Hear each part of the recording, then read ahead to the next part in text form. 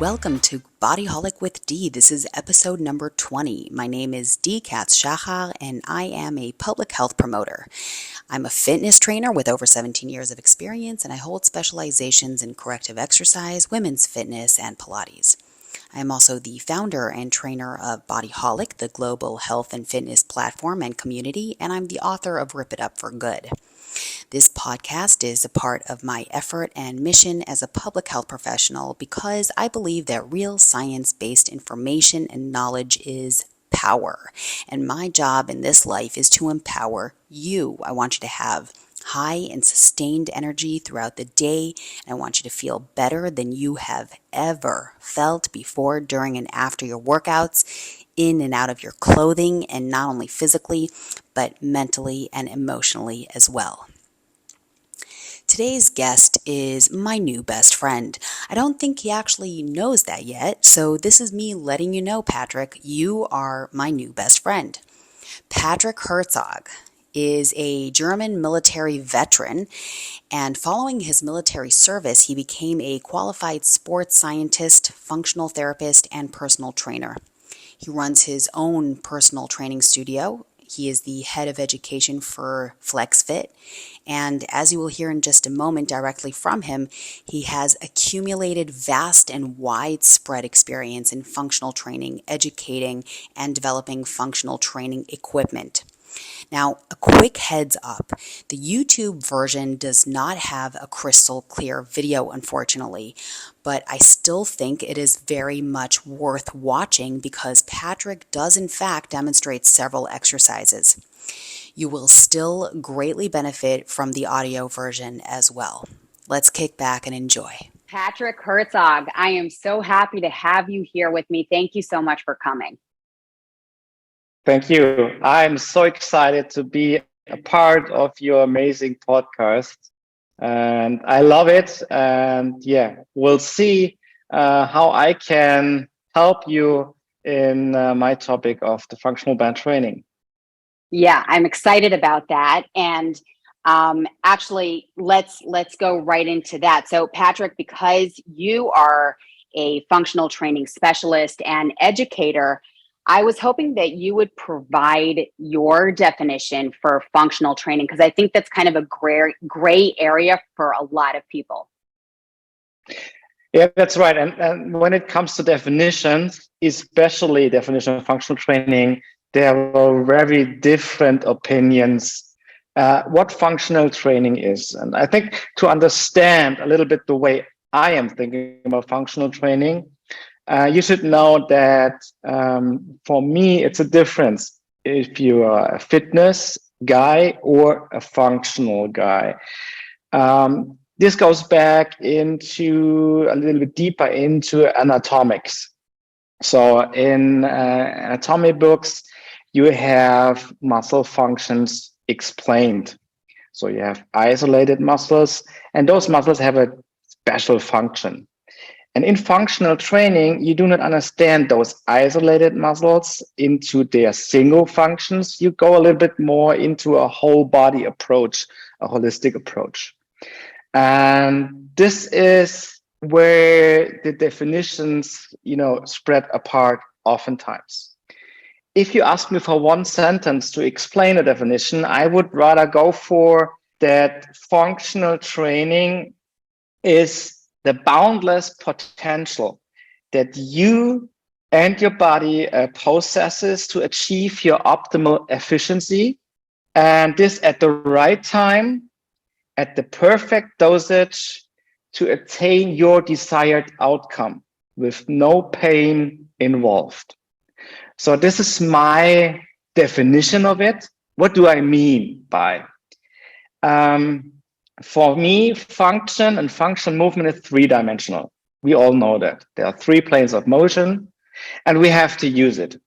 In fitness, you oftentimes have more like a 1 or 2-dimensional approach because it makes it easier, or because the machines can't do 3 dimensions. Function has to be, of course, it has to make fun. The exercise has to be a little bit more fun and more sense. Therefore, it's flexible and variable. So you have to have the ability, the possibility to vary in your movements anytime.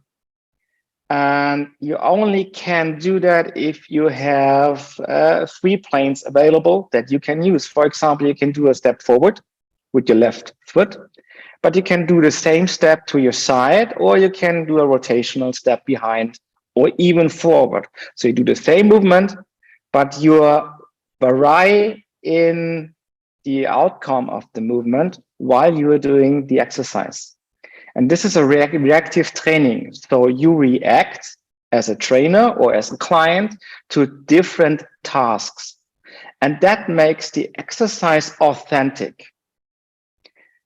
By authentic, we mean it has to be as close to your daily approach or to your daily task you have to fulfill.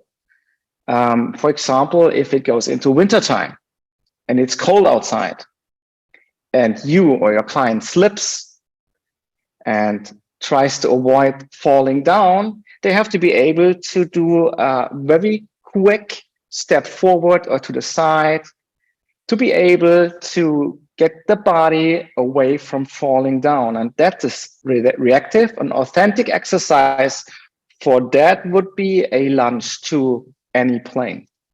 Therefore, it is subconscious.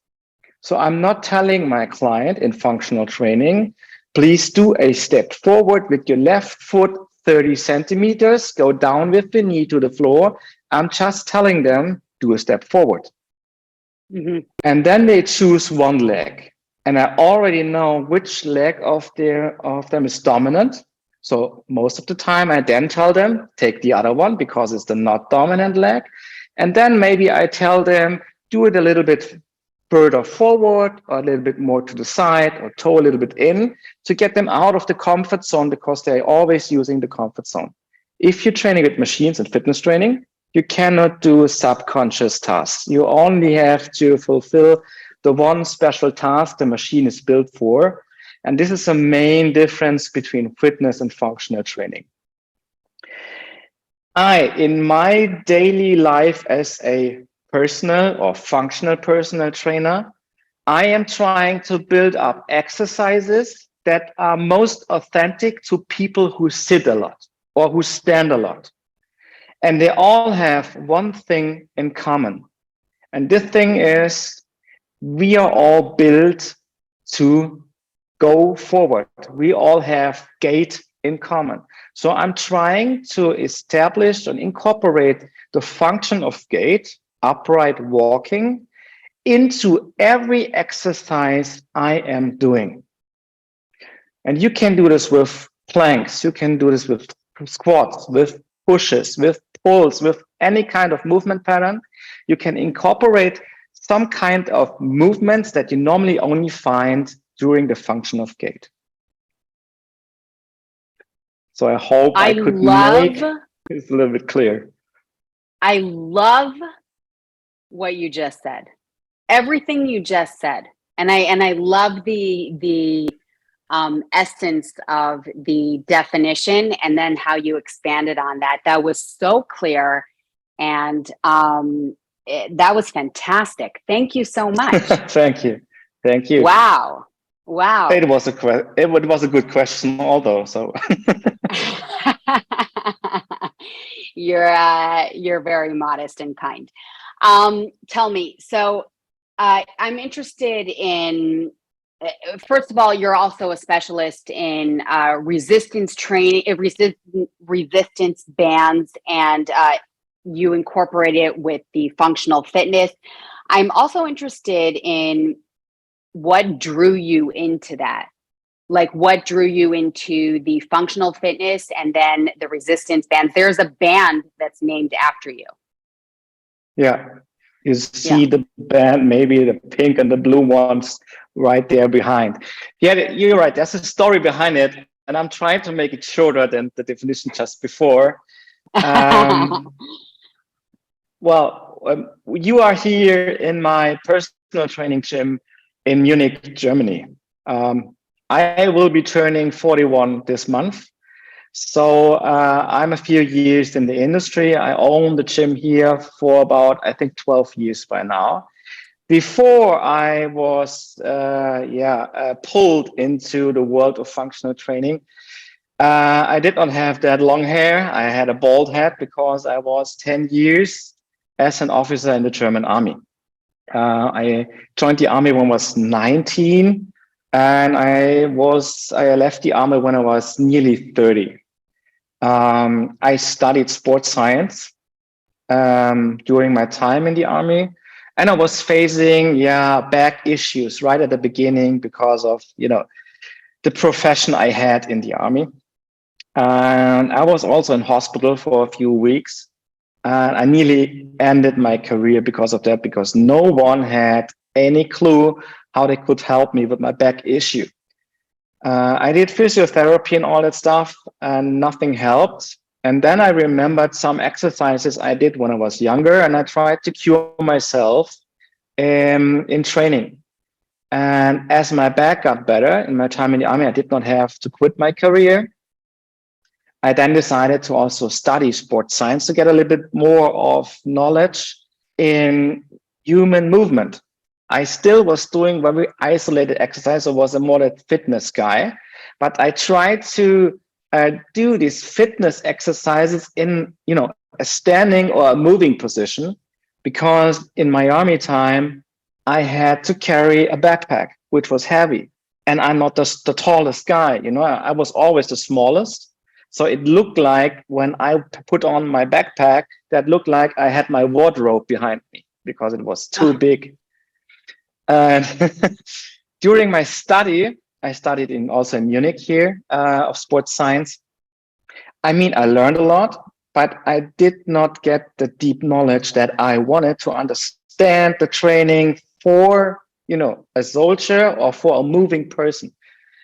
And that drew me to a company, my need of knowledge, to a company that published books from well-known popular personal trainers, from athletic trainers, and they asked me to come with them to the US, to the United States, to scout for products.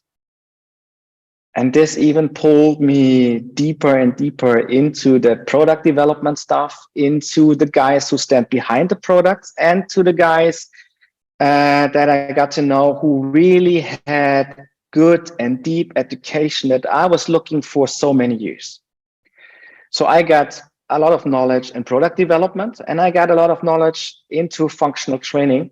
And this turned my whole world around. So about, 12, 13 years ago, I was the first German guy who traveled over there and studied functional science at an institute in Michigan, the Gray Institute, and it was a game changer.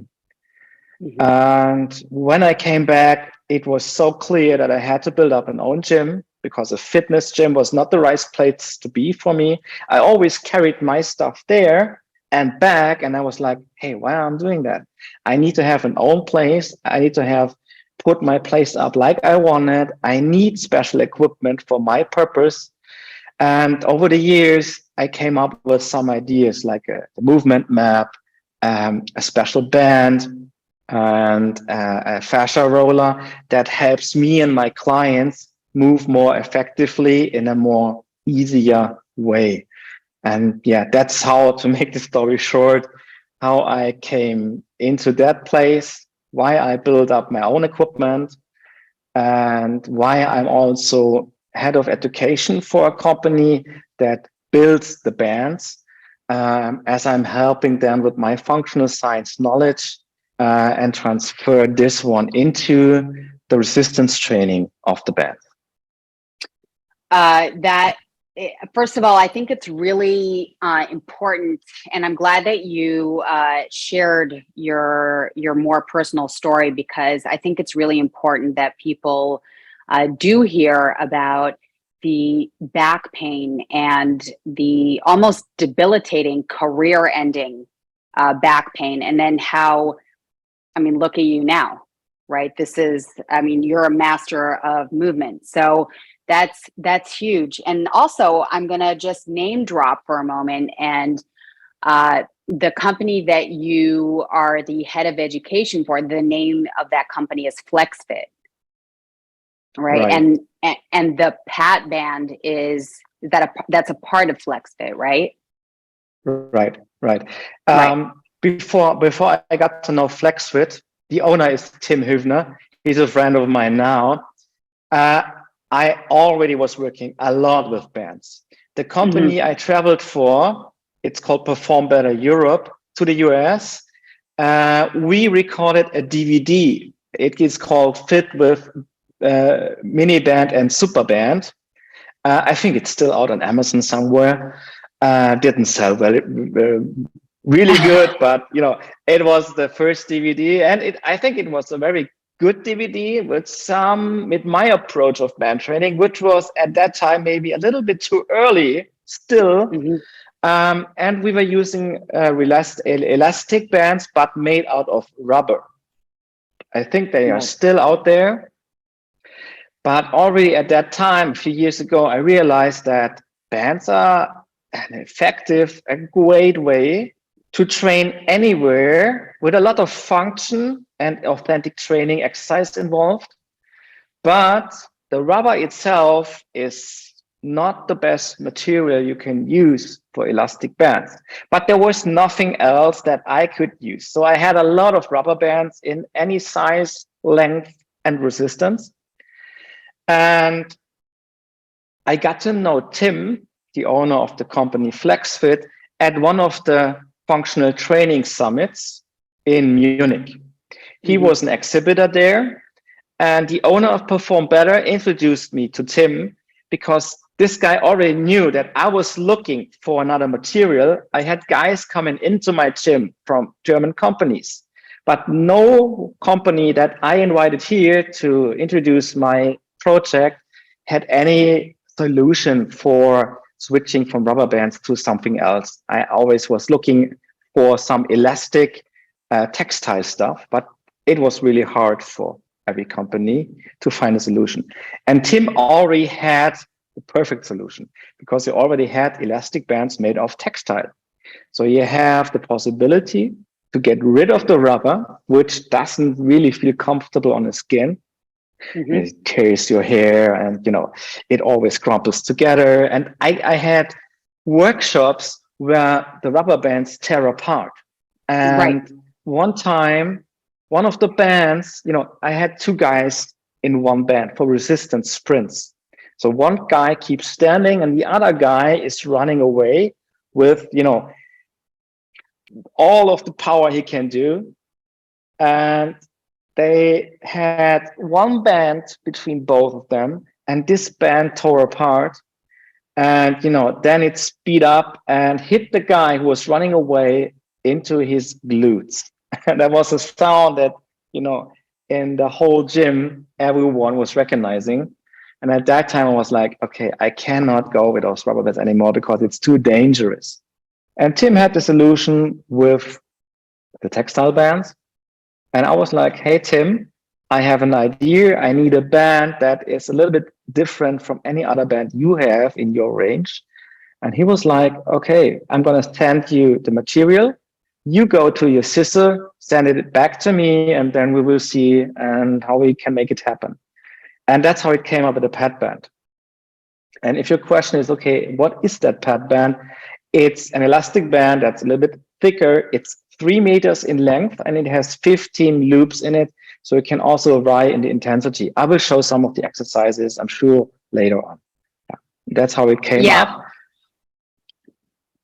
with the Pat Band. Yeah, the people who train with me on Bodyholic are already familiar with the Pat Band. And they also know that I love the bands that are made out of that textile, the cloth almost. And Tim is also not only brilliant for creating this company, but he's also just the nicest guy. So just putting that out there also, because he also introduced you to me and me to you. But yeah, the PAP band is brilliant, and I've become a huge fan, and I use it. And I remember going to FIBO, and I don't know who it was, but he was a sweetheart. He was working with Tim, and he was showing me, like, he was wrapping it around him, and I was like, I was just like, stop it right now. I need this. I need this yesterday. Like, it's brilliant. It's brilliant. And let me just also say that I will link all the information. Maybe you'll send me the links that people need, all the information to the bottom of this episode. Yeah. Okay. Yeah. And I knew. Yeah. I think the guy who explained it to you was Noah. He's one of my trainers here at FIBO Show, because we missed out. So people don't know, but you were at FIBO Show, I think, on Thursday morning, and I maybe arrived 30 minutes after you. So we didn't get to know each other in person, but I came at FIBO Show and Noah and Tim told me about you. So, but we unfortunately didn't meet in person there. Right. It was literally like in passing. Yeah. Beautiful. So I'm going to link everything, but I am going to say that I do know that Tim, that FlexFit doesn't ship all over the world. I certainly am working on, and I think it's already in the works, to get FlexFit over to Israel, where I am. But if you're in the States, you can get it is it all over Europe? Can you get it anywhere in Europe? Yeah, should possibly be. I think they ship in over 30 countries of the world right now. And US is safe. From the US, you can ship down to South America also. Mm-hmm. There are some distributors in Asia also. I know that by the end of the year, we are traveling to Korea for some workshops. So it is just building up. More countries are coming. But I think if there's someone from Congo who wants to have a band, we have to find a way to get the band also to any other place in the world. But in the best, you have a distributor in your country, and he has all the bands, and you can just order in your country, not having to pay customs and intense shipping. Right. And so to my Israeli listeners, it's going to happen soon. It's going to happen. So I think there's this, something that I'm hearing from people that I personally train, who want to use machines, and they're drawn to, maybe because my opinion is that maybe it's just because of like a set way of thinking, where they are concerned about targeting specific muscle groups, or being very, very specific with their fitness goals, like hitting the belly of the bicep or the belly of the hamstring, and that sort of thing. So I wanted to know what your take is. I'm very much a functional training kind of person. Core is my main thing, but I do hear that concern. Yeah, and this concern is absolutely right, and I can understand anyone who's a little bit skeptic about those functional training tools. I mean, there will always be the guys who see some sort of functional weight and only try to do biceps curls with it. And this is not what it's built for. I mean, you must understand which purpose the person has for his own training. And if your goal is maximum hypertrophy, to get your biceps as big as possible, so you cannot reach up your arms because the biceps is, clacking against your head, that's fine.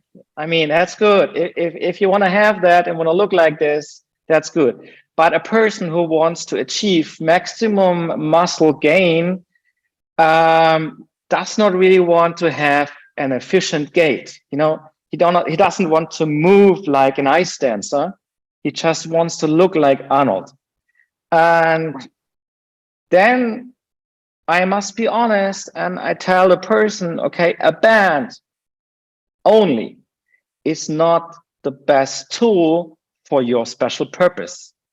The band can assist you in a very effective way, but the band would be limiting regarding the tools you use. For example, a machine, a bicep curl machine.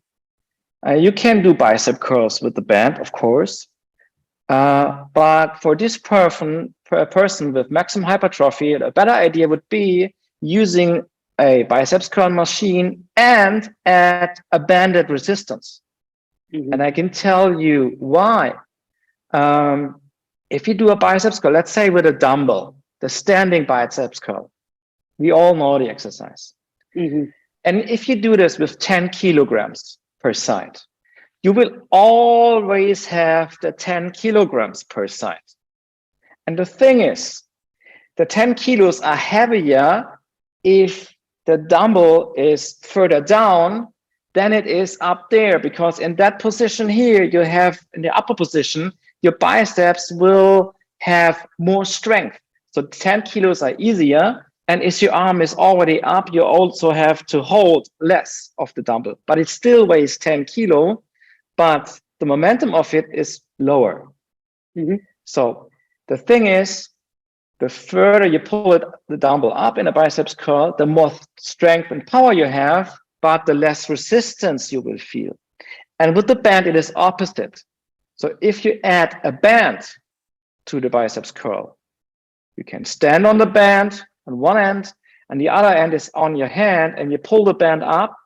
The more the band gets extended, the more resistance you will feel. So, which means the band resistance that grows adapts to the strength of your biceps. And in that way, you can use the bands additional to the goal of hypertrophy. And that works perfect. But the bands can do so much more for you than just assist you with the sheer idea of looking like Arnold Schwarzenegger, or maybe even better. And to be honest, how many percent of all those people who go in the gym and lift weights for hypertrophy really have a success in muscle gain? Because there's so much more. There's nutrition, there's sleep, there's stress. You all know the factors. And just by lifting heavy dumbbells, that oftentimes irritates the body and creates pain. And this is where I'm coming from. If you see pictures from me in person, I think I sent you the link already to the site, and there's a picture of me weighing more than 80 kilos with a bald head. I had such a neck. Some people would say I did look great in terms of, bulking, but I was in pain because I lifted so many dumbbells, barbells. I trained with machines. I did not have bands. And after, my world changed during my education, I was like, hey, maybe it's better to look athletic than bulk, to move more efficient, to use some different approaches and tools than just go to a fitness center or fitness gym and do isolated training. Yeah, and that would be my take on. So you can use the bands for the hypertrophy guys, for the isolated exercises, but we're going to miss a lot of more advantages of the functional band training. Right. I would even interject maybe and say, and tell me what you think. Like, even if that's your goal, and, there are a lot of people who, at least in the States, I don't know what it's like in Europe so much, but I know when I was training people in the States, getting on stage for competitions, for physique competitions is I think still a very, very, very big thing. It's still in fashion, women and men. And I think when you're doing a lot of the sagittal plane and, a lot of the curls, whether it's a hamstring curl or a bicep curl, or you pushing down for your triceps, I think if you want to, and I understand you're getting ready for stage and it's part of your hobby and it's good, but supplementing that kind of training with band training so that you can protect yourself from those injuries of the overuse and ongoing with the same kind of moves over and over again with very, very heavy weights that maybe your tendons and ligaments aren't actually prepared for. Maybe using the bands for more functional movement, strengthening your core on maybe, I don't know, you tell me, post lifting or even during the workout, or maybe on your day off or something like that. That might be a good, but you'll tell me what you think. Yeah, I mean, also the stage guys, you see them behind the stage, pumping with dumbbells, light dumbbells, or even using bands, just warming up their muscles to get a little blood flow going, to make the shoulders look a little bit more wider and stuff. So they're using bands for assistance. But it's still a matter of, again, anatomy. You mentioned the leg curl, for example. I mean, those guys lie on their stomach to train the backside of the leg with a leg curling machine. Anatomically, if you have a dead person lying on the table and you pull on the hamstring, this hamstring is going to flex the knee. But again, this person is already dead and is lying on his stomach. If you are a healthy living person, you normally don't lie on your stomach during your day, performing daily tasks. You are hopefully able to stand or to move in an upright standing position. And in this way, your hamstring is not going to flex your knee. This would look weird. I mean, imagine me going and flexing my heel. I mean, I can show that because it looks really silly. So you can see me. Yeah. So that would look like this if I'm doing leg curls while walking. Right. So the function of the hamstring is not to flex the knee. The function of the hamstring in a standing position or moving position is to extend the hip. So it's not a knee flexor, it's a knee extensor and a hip extensor. Why is that? So I'm just using, that's also another purpose of the band, of course. The pink band, this is a muscle chain, a fascial line right now. And if you imagine that your hamstring, can you see me? Yeah. If your hamstring attaches here somewhere on the pelvis, and it goes down, runs down right there to your below your knee. So it's a two joint muscle. And if I am falling down with my upper body, my pelvis is tilting forward. And therefore, this band or the muscle pulls on the tibia and extends the knee. Just because I am flexing forward, there's created tension. And instead of flexing the knee, this movement, walking forward, is extending the knee. So the purpose is exactly opposite of fitness training. So it's not the knee flexor, is the knee extender.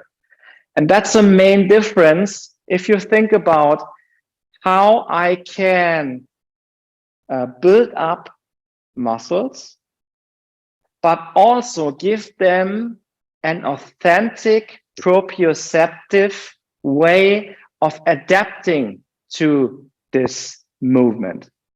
So I'm trying to choose exercises that build up my muscles, but also make them more intelligent in the way of daily function.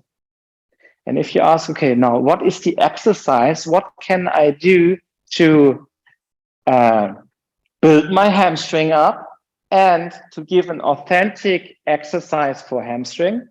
I'm just can hook the band somewhere there that pulls me forward, and I'm trying to hip hinge. So I'm flexing my hip and I'm extending the hip. So I can address my hamstring, I can address also my glute, and this is a very functional exercise. And in this way, you can do a little bit of hypertrophy training, but you can also give an authentic, effective way to adapt your body to move more efficient. And that's just one way. Right. And actually, the exercise that you just did, it's almost a little bit like a Romanian deadlift, a tiny bit, except that it's safer. Right. It is safer. It is safer. And it is a Romanian deadlift. You can perform this even more functional. So I think I showed it in a bilateral parallel stance. You can go with 1 foot forward. So that's even more functional because that looks a little bit more like gait. You can also perform this exercise with a lunge. So if I take the band, I lunge forward, I bend, I lunge back and extend, I'm already performing a step forward and backward. So a functional exercise with the focus of training my hamstring and back hip muscles. So that's when I explain the definition of functional training, that's an exercise I do use a lot. And of course, you can perform the exercise also with a cable pulley in the gym, no problem. But you can use bands to do these exercises also without a gym, at home, during your holidays, at a hotel room, somewhere else. And this is why band training is really so strong, because you do not have to go somewhere to do something functional for your body. You just need the right tool, which is pretty light and it fits in any bag, to do something really, really, healthy for your joints, for your body. And the example of the leg curl is just one. I mean, if you look at all the magazines out there, especially fitness magazines, I think in any magazine you open up, there are core exercises or flat belly exercises. Right. You will always find some way of crunch, some way of sit up. I performed, I don't know, in my youth time, I don't know how many thousands of crunches, and I cannot prove it, but I had back pain years later, and I was, even in young ages, I was pretty ripped already because I was training a lot, but I only did those 20 exercises. I got to know that everybody was performing at home with dumbbells and without dumbbells. And it was sit-ups and crunches, sit-ups with your legs on the couch, with your back on the floor, and trying to go up and down no matter how your lordosis looks. Yeah. So crunches and sit-ups maybe can develop a six-pack. I don't know. Bodybuilders say we don't perform crunches, we do it with heavy squats, whatever. If we just focus on the nature, the law of natures, and we think of upright posture, we think of gait, so walking in some direction, how much sense does it make for a person who wants to spend the time training in a most efficient way for their daily tasks? How much sense does it make for that person to lie on his or her back and trying to get in an upright position? How often are they in the position, back lying, trying to flex the upper body? As long as not a martial arts fighter or a grappler, I mean, once in the morning, maybe, to stand up, and that's it. And the other thing is, if you think of the function you're training, if you do a crunch, you make your abdominals stronger in the functions of flexing. So either you go with your thorax to your pelvis, or you go with your pelvis upwards to your thorax, or both of them. You shorten your abdominal muscles to make them stronger. And as you are on your back, on the floor, you cannot even extend or overextend your body because the floor is in the way. So now my question is, how much sense does it make to train the function of flexing the upper body in a standing position? Who is flexing my upper body, my spine when I'm standing? It's gravity, right? I do not need a single muscle to flex my spine when I'm standing. And I don't want to train a muscle that is helping gravity to go even faster down. So maybe it's a good exercise, a crunch, for building up abs, maybe not.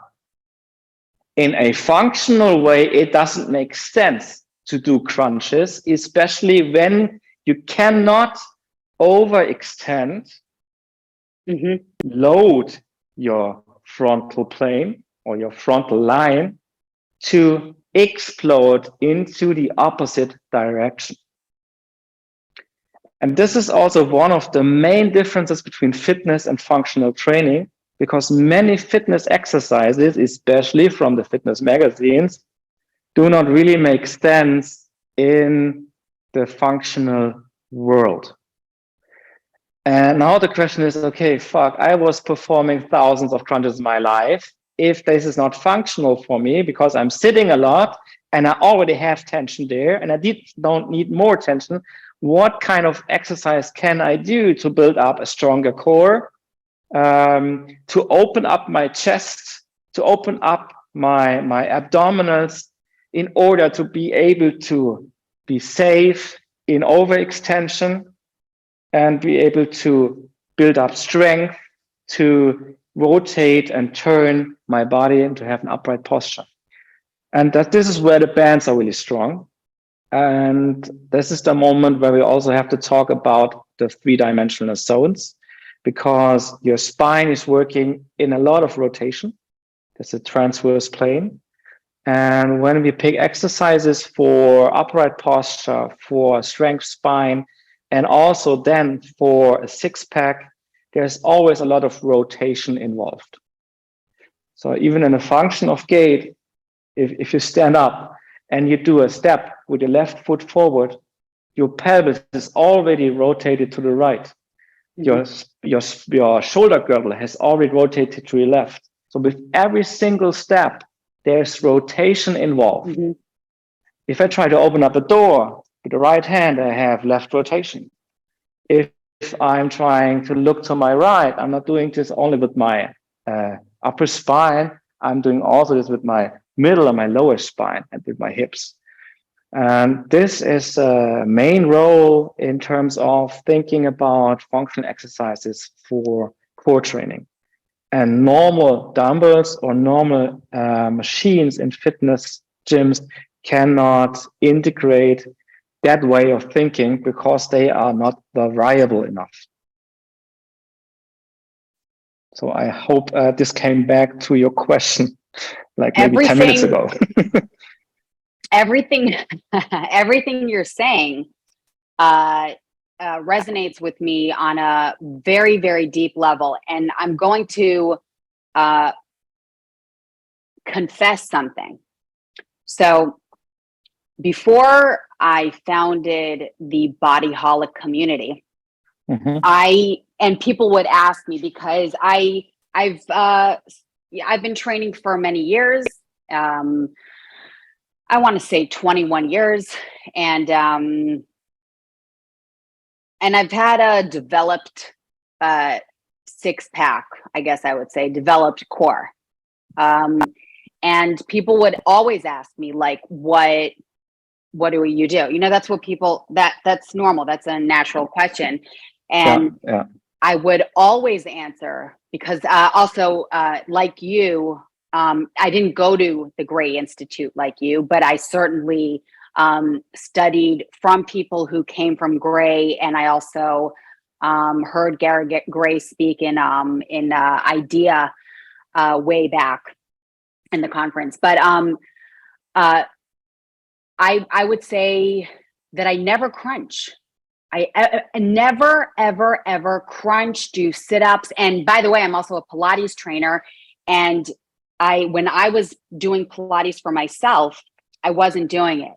And it was to the point where I was starting to take away the crunches also from my group exercises that I was teaching. And then I got so much flack to the point where like people were complaining so much that I and this is my confession, I broke down. And not only that, I added it in to Bodyholic because it was almost like no matter how much I'm going to advocate and no matter how much I'm going to say, but my goal in life is to keep you from flexing your spine constantly. It didn't work.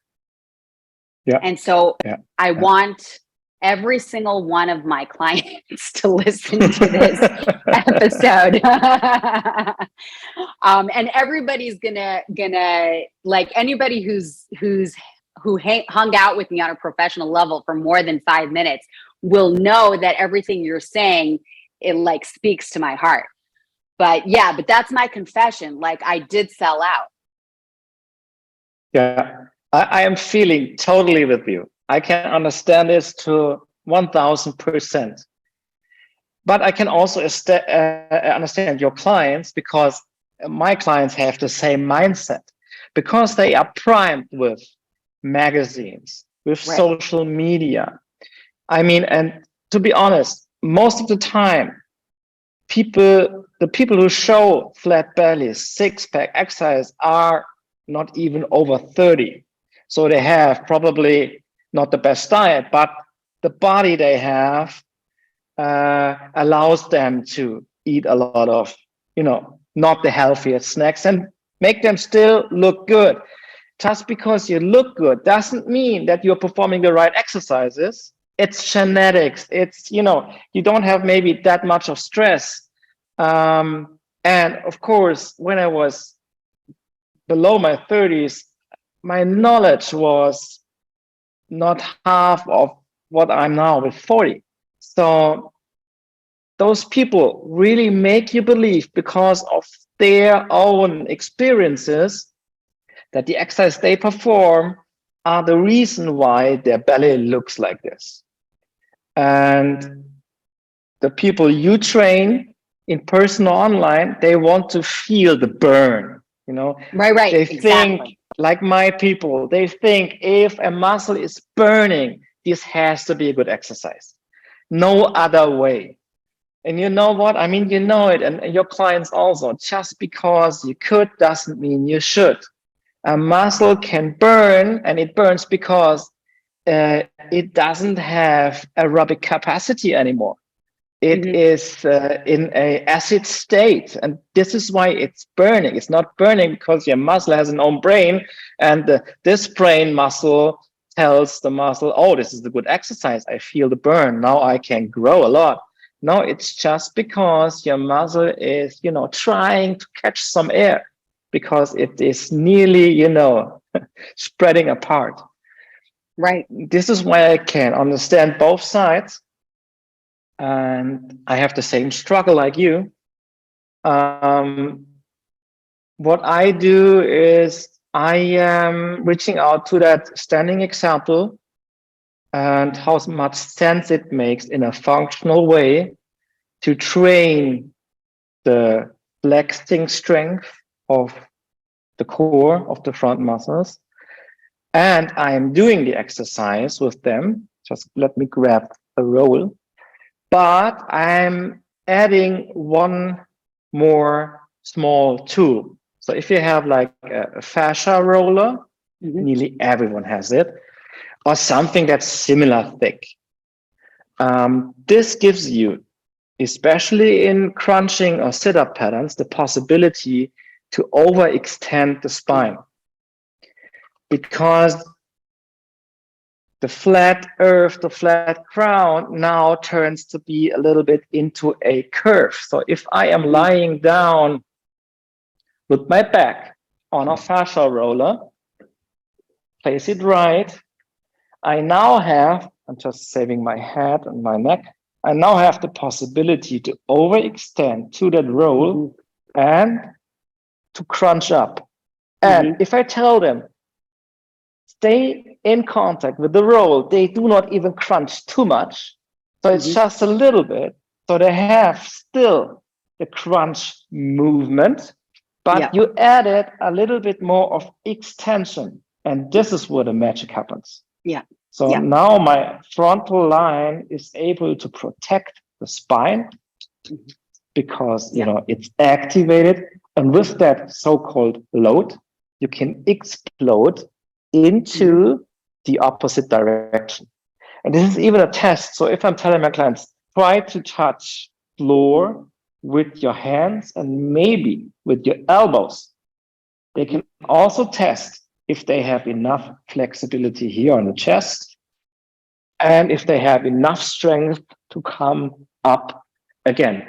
And this is my way I am integrating this fitness exercise of crunch and turn it into a functional way of crunching. I love it. I love it. And I just want to hop. So we're running out of time, and I think you and I kind of we saw this coming. We knew that we're not going to have enough time to hang out. So I hope we meet again. But I definitely want to just ask you a little bit about progressions and overloading. So, there's definitely making the band tighter, especially with your band. There's that very clear ability to progress, make things heavier, tighter, because you have all the loops. But let's address progression for resistance exercises, and also and there's also like the different bands. Like there's the lighter band. Yeah. I mean, that you have different bands. You have short bands. You even have bands to train your toes.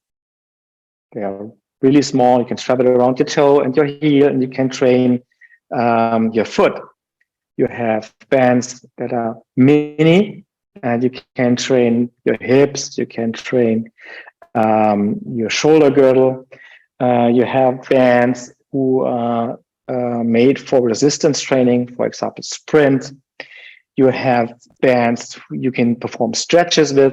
So you have bands that fulfill a certain purpose. And then you have a band, which is mine, a pad band, which goes like all of them. So fulfills mostly all of the purposes from other bands. So you only have to use one band. That's why it is so thick and it has that loops.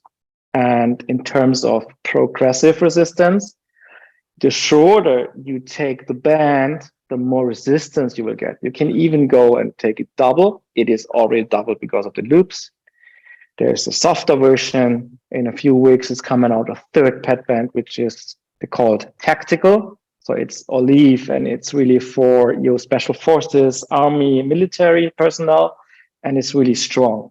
So in band training, this is one way you can use different resistances of the band. So they are not all the same. You can vary, like with the rubber bands, in resistance. But in terms of progressions or strategies that you can incorporate in resistance training. So it's like I mentioned before, try to give your body every time some kind of new exercises, of a new moment that your body is not expecting.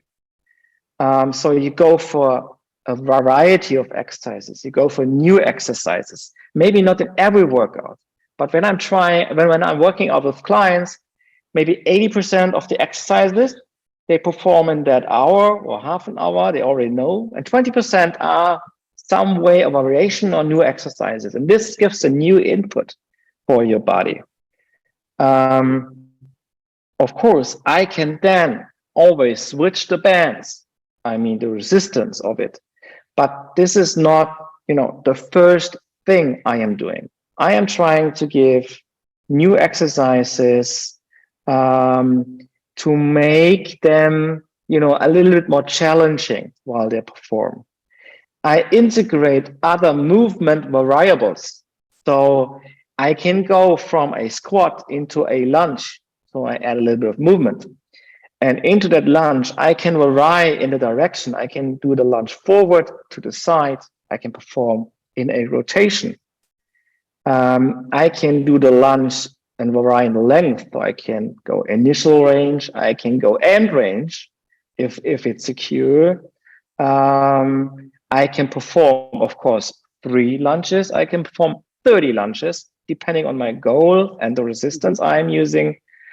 I can do a lunge onto a box or down a box. I can perform a lunge with a hop, so I can do a jump and land in a lunge position, or I can hop from side to side. So this all makes a difference in my strategy while I have variations in the techniques I use. You can also go and perform lunges on another surface, for example. If I go onto an unstable environment or on grass, that's different than in a gym. And the easiest tip for everyone is who still trains in sports shoes, who have a flexi and soft sole, get rid of it. Try to do your lunge without your shoes. If your foot can fulfill this task, try to stand on one leg, try to move the other one. So these are all techniques to help your body move more efficient and to get more, more knowledge, movement knowledge. If you have a partner, there are bands you can use with the partner. So you can both train at the same time for an exercise. You can also use the partner resistance, not only the band resistance. This makes more fun. This is challenging because you're always challenged with your partner. Or you can go into group settings. There are also courses out there, maybe also in gyms, gym classes, band training.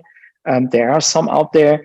And this is a lot of fun because you have the variety of all the exercises. Right.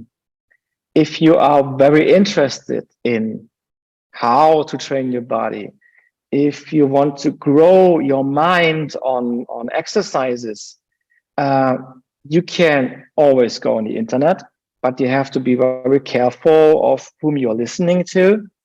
So I recommend maybe even as a normal person, not a trainer, attend to summits, to conferences, go there, speak with the people, try to find a mentor or someone you can follow who has good ideas, who is maybe showing exercises that you can benefit from. So you do your own education as a private person because everyone is reading books about health, about food, why not reading books about exercise, maybe also books from trainers for trainers, just to get a little bit more knowledge for yourself about your body. You can listen to podcasts, or you can find an online trainer or even a personal trainer. And that all helps you developing techniques and strategies for your own fitness goals, also with resistance bands. Yeah, and I'm gonna also link, like I said before, I'm gonna also link your more education programs. Right, there are videos that are there, and they're in English also. Well, I am doing a lot of video stuff, but it is in German for my German clients. We are just translating FlexFit course into English. Will take a few more weeks, but you will get the idea of the exercise.